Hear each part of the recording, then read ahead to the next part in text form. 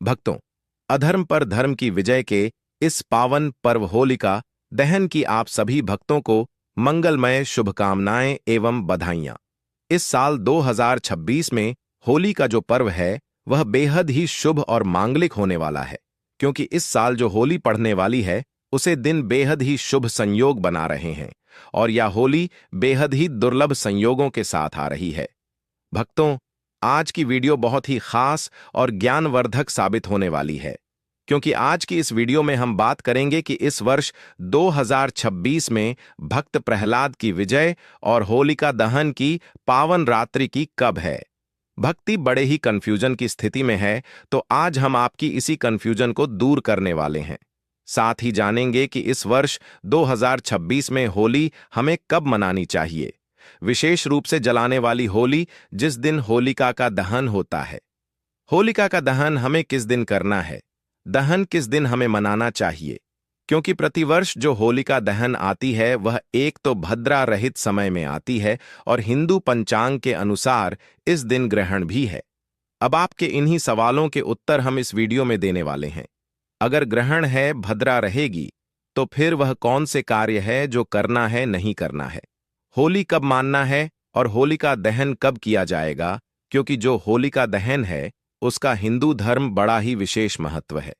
साथ ही इस वीडियो में जानेंगे कि होली कब मानना है, होलिका दहन का शुभ मुहूर्त क्या रहेगा, भद्र का समय कब से कब तक रहेगा और ग्रहण है तो कितने बजे तक रहेगा, भारत में दिखाई देगा या नहीं। आपके इन्हीं सवालों का उत्तर आज हम इस वीडियो के माध्यम से देने जा रहे हैं। तो चलिए भक्तों, आपका ज्यादा समय बर्बाद न करती हो, वह बिल्कुल ही ज्योतिष शास्त्र और पंचांग के आधार पर बताते हैं कि कौन सी तिथि कब कब है, व्रत आदि कब करना है, क्या विधि, क्या नियम, क्या गलती नहीं करनी है। तो चलिए भक्तों, आप सब्र का इंतजार खत्म हो चुका है और जानकारी आरंभ करते हैं। भक्तों, जैसा कि आप सभी जानते होंगे कि होलिका दहन का जो त्योहार है यह फाल्गुन मास की पूर्णिमा तिथि को मनाया जाता है। तो सबसे पहले तो यह जान लेते हैं कि होलिका दहन क्यों किया जाता है, इसके पीछे क्या कारण है। हिंदू धर्म है, यह बहुत ही पवित्र त्योहार है। होलिका दहन का पर्व केवल एक पौराणिक कथा तक सीमित नहीं है, बल्कि यह सनातन धर्म की गहन आध्यात्मिक परंपरा, नैतिक मूल्यों और सामाजिक चेतना का जीवंत प्रतीक है। भक्तों, आगे बढ़ने से पहले अगर आप भी चाहते हैं कि लक्ष्मी माता का आशीर्वाद आप पर बना रहे, तो इस वीडियो को एक लाइक करें और आपके अपने चैनल को सब्सक्राइब कर लें और कमेंट बॉक्स में जय लक्ष्मी माता जरूर लिखें और साथ ही आप अपनी राशि को कमेंट बॉक्स में जरूर लिख दें, क्योंकि हम राशि से जुड़ा भाग्य भी बताते हैं और भाग में चल रही परेशानियों को तत्काल दूर करने के लिए आसान से आसान उपाय भी बताते हैं। इसलिए आप अपनी राशि कमेंट बॉक्स में जरूर लिख दें।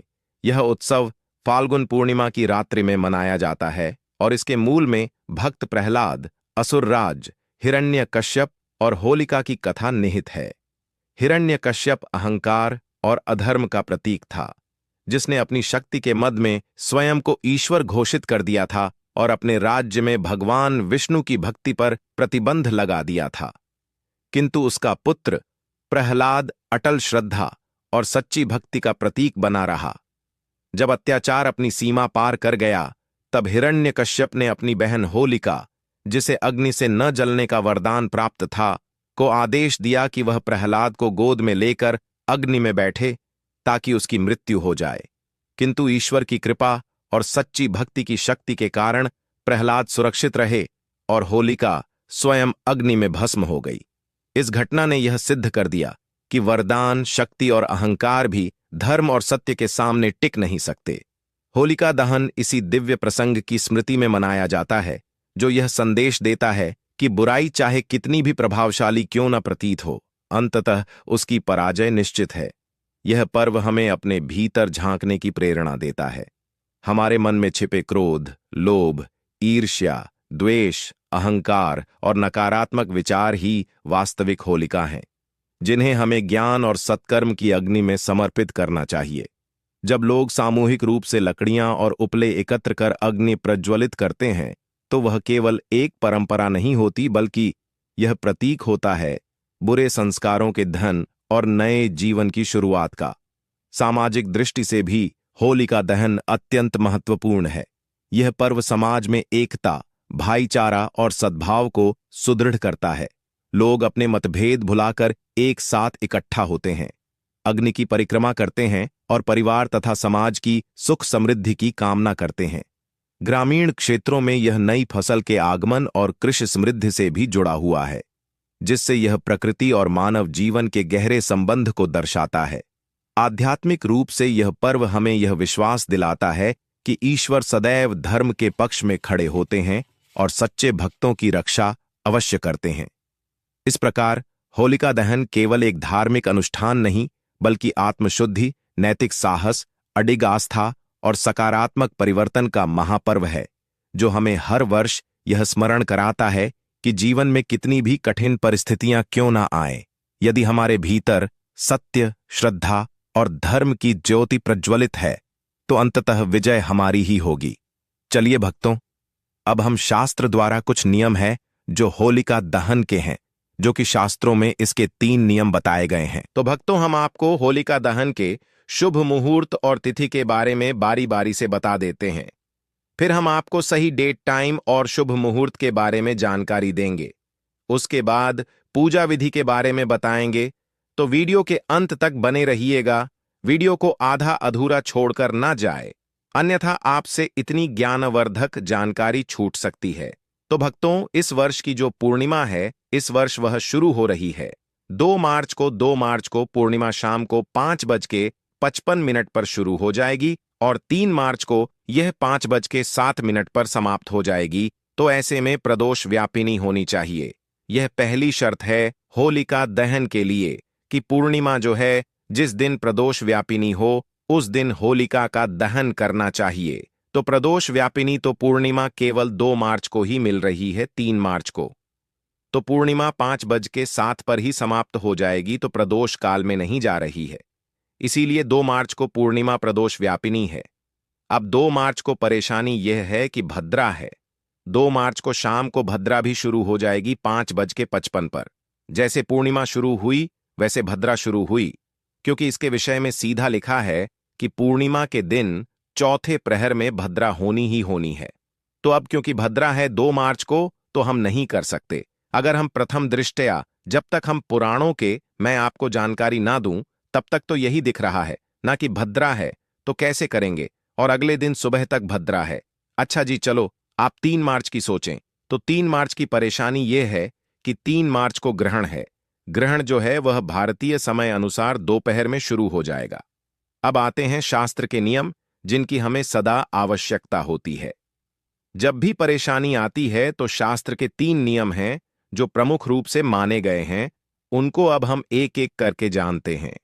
पहला कहते हैं कि होलिका दहन में प्रदोष व्यापिनी पूर्णिमा ली जानी चाहिए, और यदि पूर्णिमा तिथि दोनों दिन प्रदोष व्यापिनी हो तो दूसरे दिन वाली पूर्णिमा लेनी चाहिए।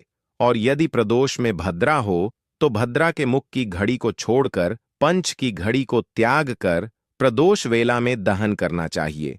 ध्यान दीजिएगा, अगर पहले दिन प्रदोष में है और दोनों दिन प्रदोष में है तो दूसरे दिन वाली पूर्णिमा लेनी है।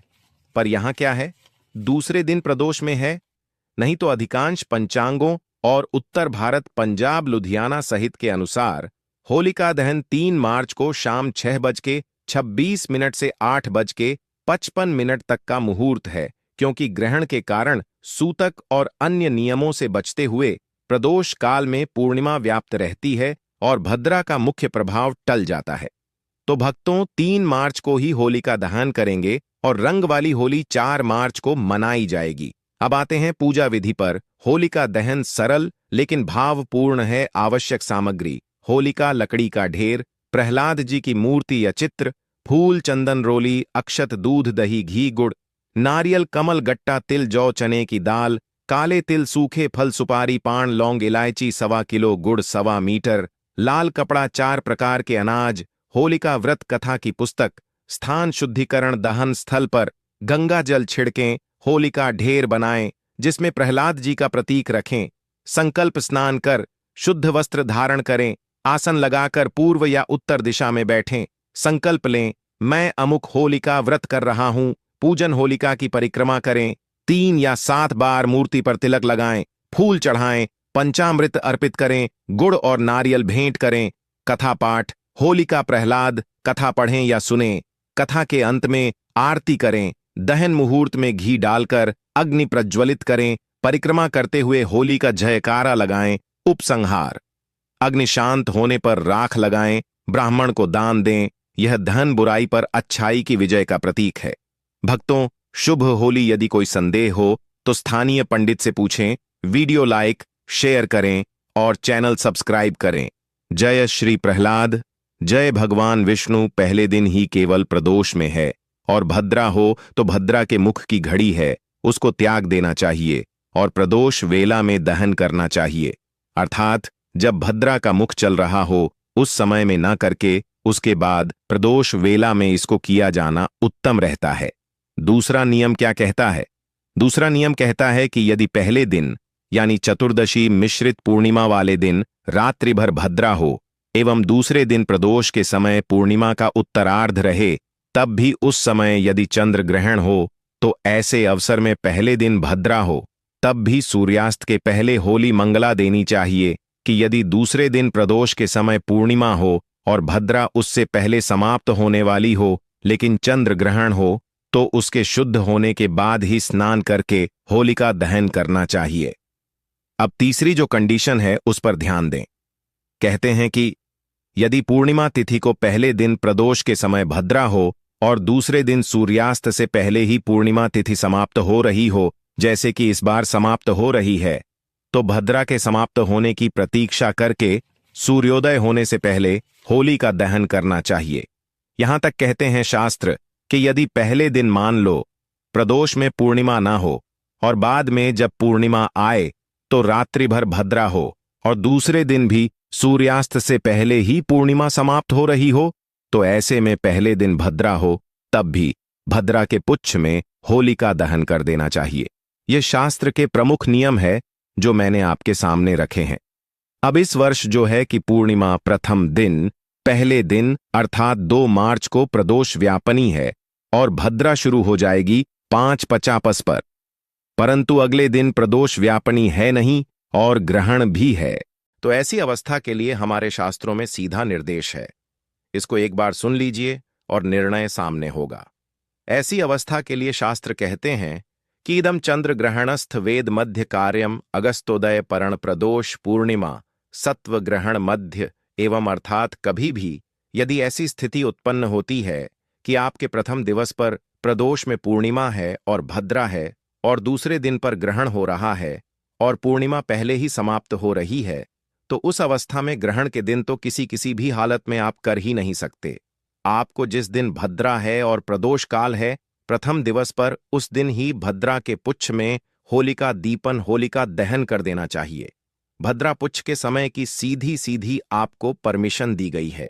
भद्रा पुच्छ में आपको यह कार्य करना चाहिए, इसीलिए 2 तारीख को ही यह होलिका दहन का कार्य होना चाहिए। 3 तारीख को किसी भी हालात में संभव नहीं है, क्योंकि 3 तारीख को प्रदोष व्यापनी पूर्णिमा नहीं है, जो कि प्रथम शर्त है होलिका दहन के लिए। तो अब प्रश्न उठता है किलिका दहन करें कब? देखिए, आप 2 मार्च को शाम को 690 से और 8:50 के बीच में कर सकते हैं, और इसमें भी अति श्रेष्ठ अगर समय की बात करें तो 7 पेपति से और 8:55 का जो समय है यह श्रेष्ठतम समय है, क्योंकि भद्रा पुच्छ जो है यह मुहूर्त रहेगा और प्रदोष व्यापनी भी रहेगी। इसमें आप करें। दूसरा, आप सभी चीजों से आप मुक्त होना चाहते हैं तो भद्रा समाप्त हो जाएगी सुबह में 5:31 पर, और शास्त्रों में यह भी कहा है कि जब प्रदोष व्यापनी पूर्णिमा हो तो भद्रा के समाप्त होने के बाद और सूर्योदय से पहले किया जा सकता है। भद्रा समाप्त कब होगी? 5:31 पर भद्रा समाप्त हो जाएगी और सूर्योदय से पहले कर लीजिए। सूर्योदय इस दिन हो रहा है सुबह 6:39 पर, तो आप 5:32 से और 6:30 के बीच में यह 1 घंटे का समय है, इसमें कर लीजिए। यह उत्तम रहेगा। यह मुहूर्त है जो सही बनते हैं। इनमें आप अगर होलिका दहन करते हैं तो कल्याणकारी रहेगा। मुहूर्त में किया हुआ पूजा पाठ का भी निष्फल नहीं आता, हमेशा लाभ ही प्रदान करता है। अब हम जान लेते हैं कुछ विशेष सावधानियां और पूजा विधि के बारे में जो कि होलिका दहन पर जरूर ही रखनी चाहिए। होलिका दहन की पूजा विधि अत्यंत श्रद्धा, शुद्धता और विधि पूर्वक की जाती है, क्योंकि यह केवल अग्नि प्रज्वलन का कार्य नहीं बल्कि अधर्म और नकारात्मकता के दहन का आध्यात्मिक अनुष्ठान है। फाल्गुन पूर्णिमा की रात्रि में शुभ मुहूर्त देखकर सबसे पहले उस स्थान को शुद्ध किया जाता है जहां होलिका स्थापित करनी होती है। भूमि को गंगा जल या शुद्ध जल से पवित्र कर रंगोली बनाई जाती है। इसके बाद लकड़ियां, उपले, गोबर के कंडे, सूखी टहनियां आदि एकत्र करके होलिका की रचना की जाती है। कई स्थानों पर बीच में एक डंडा गाढ़ा जाता है जो भक्त प्रहलाद का प्रतीक माना जाता है और उसके चारों ओर लकड़ियां सजाई जाती हैं जो होलिका का प्रतीक होती हैं। पूजन से पूर्व महिलाएं और पुरुष स्नान कर स्वच्छ वस्त्र धारण करते हैं तथा हाथ में रोली, अक्षत, पुष्प, माला, नारियल, गुड़, साबुत अनाज, जौ, गेहूं, हल्दी की गांठ, नई फसल के दाने और मिठाई लेकर पूजा स्थल पर पहुंचते हैं। पूजा प्रारंभ करते समय होलिका के समक्ष दीपक जलाया जाता है और रोली, अक्षत से तिलक कर पुष्प अर्पित किए जाते हैं। कच्चा सूत या मौली लेकर होलिका के चारों ओर परिक्रमा करते हुए उसे लपेटा जाता है जो रक्षा और मंगल का प्रतीक है। श्रद्धालु जौ या गेहूं की बालियां अग्नि में अर्पित करते हैं जिन्हें बाद में प्रसाद स्वरूप ग्रहण किया जाता है। परिक्रमा सामान्यतः 3 या 7 बार की जाती है और प्रत्येक परिक्रमा के साथ परिवार की सुख समृद्धि, आरोग्य और संतानों की उन्नति की कामना की जाती है। कुछ स्थानों पर महिलाएं विशेष लोकगीत गाती हैं और पारंपरिक रीति से घर परिवार की बुरी शक्तियों के नाश की प्रार्थना करती हैं। अग्नि प्रज्वलित होने के बाद सभी श्रद्धापूर्वक प्रणाम करते हैं और अग्नि की ऊष्मा को शुभ मानकर अपने माथे से लगाते हैं। सावधानियों की दृष्टि से यह आवश्यक है कि होलिका दहन सदैव शुभ मुहूर्त में ही किया जाए। विशेषकर भद्रा काल में दहन नहीं करना चाहिए क्योंकि शास्त्रों में इसे अशुभ माना गया है। अग्नि प्रज्वलन करते समय सुरक्षा का विशेष ध्यान रखा जाए। आसपास ज्वलनशील वस्तुएं, वाहन या बिजली की तारें न हों। बच्चों को अकेले अग्नि के पास न जाने दें और जल की व्यवस्था पास में रखें। पर्यावरण की रक्षा के लिए प्लास्टिक, रबर या रासायनिक पदार्थों को कभी भी होलिका में न डालें। केवल प्राकृतिक और शुद्ध सामग्री का ही उपयोग करें। गलतियों की बात करें तो कई लोग बिना स्नान शुद्ध के पूजा में सम्मिलित हो जाते हैं, जो परंपरा के अनुसार उचित नहीं माना जाता। कुछ लोग केवल औपचारिकता निभाने के लिए पूजा करते हैं और कथा महत्व को भूल जाते हैं, जबकि इस अनुष्ठान का मुख्य उद्देश्य आत्मशुद्धि और बुरे विचारों का त्याग है। अग्नि में अनुपयुक्त या अपवित्र वस्तुएं डालना भी एक बड़ी भूल मानी जाती है। इसके अतिरिक्त होलिका दहन के समय अपशब्द विवाद या नशे का सेवन करना भी धार्मिक दृष्टि से अनुचित है, क्योंकि यह पर्व सद्भाव, संयम और सकारात्मक ऊर्जा का प्रतीक है। इस प्रकार यदि श्रद्धा, शास्त्रीय मर्यादा और सावधानी के साथ होलिका दहन किया जाए तो यह केवल एक परंपरा नहीं रहता, बल्कि जीवन में नई शुरुआत, आध्यात्मिक जागरण और पारिवारिक सुख शांति का शुभ संकल्प बन जाता है। दहन के अगले दिन मनाई जाने वाली होली केवल रंगों का उत्सव नहीं है, बल्कि यह अच्छाई की बुराई पर विजय और भक्त की भक्ति की जीत का प्रतीक भी है। पौराणिक कथा के अनुसार जब दैत्यराज हिरण्यकश्यप ने अपने पुत्र प्रहलाद को भगवान विष्णु की भक्ति से रोकने के लिए अनेक प्रयास किए और अंततः अपनी बहन होलिका की सहायता से उसे अग्नि में बैठाकर जलाने का षड्यंत्र रचा, तो भक्तों, तब ईश्वर की कृपा से भक्त प्रहलाद सुरक्षित बच गए और होलिका अग्नि में भस्म हो गई। इसी घटना की स्मृति में फाल्गुन पूर्णिमा की रात होलिका दहन किया जाता है और अगले दिन रंगों की होली खेली जाती है। यह पर्व विशेष रूप से होली के रूप में पूरे भारत में बड़े हर्षोल्लास से मनाया जाता है। रंग खेलने की परंपरा के पीछे यह भाव छिपा है कि जैसे अग्नि ने अहंकार और अत्याचार को समाप्त किया, वैसे ही रंग हमारे जीवन के भेदभाव, द्वेष और कटुता को मिटाकर प्रेम, भाईचारा और उल्लास का संदेश फैलाते हैं। लोग एक दूसरे को गुलाल और अबीर लगाकर पुराने मन मुटाव भुलाते हैं। ढोल नगाड़ों की धुन पर नाचते गाते हैं मिठाइयां बांटते हैं और घर घर जाकर शुभकामनाएं देते हैं। कई स्थानों पर राधा कृष्ण की लीलाओं की झलक भी देखने को मिलती है, जो इस पर्व को और अधिक आनंदमय बना देती है। इस प्रकार होली केवल एक उत्सव नहीं, बल्कि सामाजिक समरसता, आपसी प्रेम और जीवन में नई ऊर्जा भरने का पावन अवसर है, जो हमें सिखाता है कि अंततः सत्य, श्रद्धा और सद्भाव ही विजय होते हैं। लेकिन वक्त तो थोड़ा इसमें सावधान रहने की आवश्यकता है, क्योंकि इस दिन ग्रहण का प्रभाव रहेगा।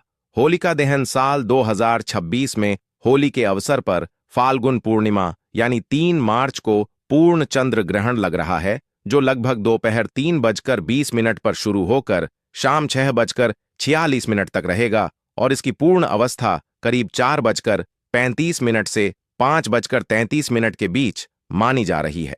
ज्योतिष मान्यता के अनुसार सूतक काल ग्रहण से लगभग 9 घंटे पहले यानी सुबह से ही प्रभावी हो जाता है।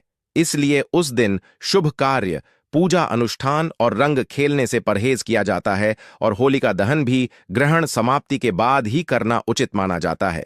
जबकि रंगों वाली होली अगले दिन यानी 4 मार्च 2026 को मनाई जाएगी। यह चंद्र ग्रहण भारत के कई हिस्सों, विशेषकर पूर्वोत्तर राज्यों में स्पष्ट रूप से दिखाई देगा तथा अन्य क्षेत्रों में चंद्र उदय के समय आंशिक रूप में देखा जा सकेगा।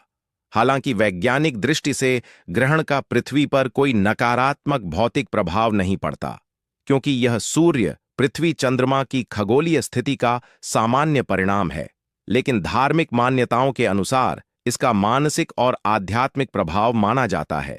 इसलिए लोग ग्रहण काल में जप, ध्यान और ईश्वर स्मरण को शुभ समझते हैं और ग्रहण समाप्ति के बाद स्नान व शुद्धिकरण करके ही पर्व का उत्सव पूर्ण रूप से मनाते हैं। भक्तों, यह तमाम जानकारी जन रुचि को ध्यान में रखकर दी जा रही है। वास्तुशास्त्र के उपाय को अपनी आस्था और विश्वास पर आजमाएं। हमारा चैनल इस वीडियो के द्वारा किसी भी प्रकार का कोई दावा नहीं करता है। आज की यह जानकारी अगर आपको पसंद आई हो तो इस वीडियो को एक लाइक करके आपके अपने चैनल को सब्सक्राइब कर लें और बेल नोटिफिकेशन को ऑन पर सेट जरूर करें।